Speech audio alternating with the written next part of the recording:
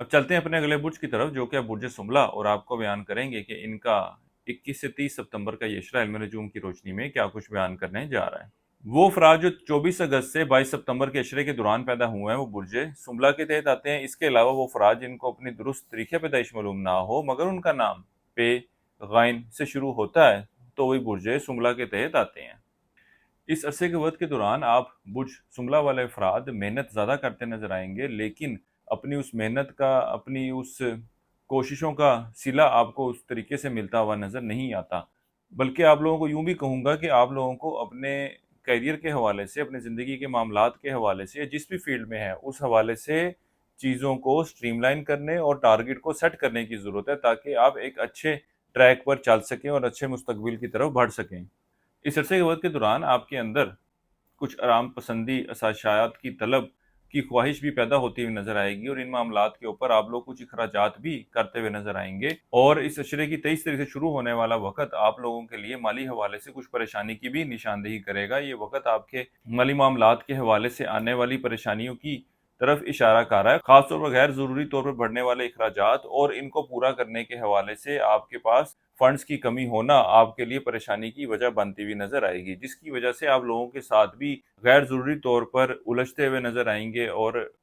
ذہنی پریشانی کا شکار بھی ہو سکتے ہیں۔ اس عرصے کا یہ وقت آپ کے اندرون سفر کے لیے جانے کو ظاہر کر رہا ہے، یہاں تک کہ رشتہ داروں اور بہن بھائیوں سے وابستہ جو کام ہے وہ بھی اس عشرے کے دوران حل ہوتے ہوئے نظر آئیں گے۔ اس عشرے کے دوران آپ برج سملہ والوں کی توجہ تعلیم کے حصول کی طرف، فنون لطیفہ کی طرف بڑھتی ہوئی دلچسپی کی بھی نشاندہی کر رہا ہے۔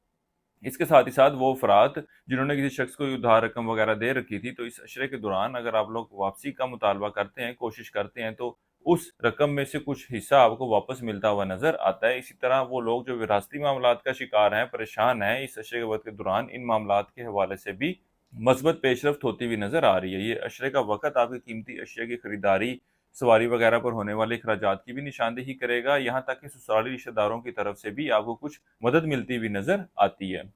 اس عشرے کے وقت کے دوران آپ کے اور آپ کے شریک حیات کے درمیان کچھ اونچ نیچ کے ساتھ معاملات میں خرابی رہے گی، لیکن معاملات اتنے خراب ہوتے ہوئے نظر نہیں آتے کہ بات علیحدگی تک پہنچ جائے یا ناراضگی جو ہے وہ کافی ایکسٹریم لیول پر پہنچ جائے۔ وہ افراد جو عشق و محبت کے معاملات سے وابستہ ہیں، اس عشرے کا وقت آپ کے آپسی تعلقات میں کچھ بہتری کی صورتحال کی نشاندہی کر رہا ہے۔ اس کے علاوہ اس عشرے کے وقت کے دوران آپ اولاد کے معاملات کی طرف بھی خاصی توجہ دیتے نظر آئیں گے، لیکن اس عشرے کے آخری ایام میں آپ اولاد کے معاملات کے حوالے سے کچھ سختی بھی برتے نظر آتے ہیں، ان کے رویے میں تبدیلی کے حوالے سے کچھ فکر مند بھی نظر آتے ہیں۔ اس عشرے کے وقت کے دوران کاروباری افراد بھی اپنے کام کو لے کر خاصے پریشان رہیں گے، اور ان کی ہر ممکن کوشش ہوگی کہ کاروباری معاملات میں بہتری لائی جا سکے، یہاں تک کہ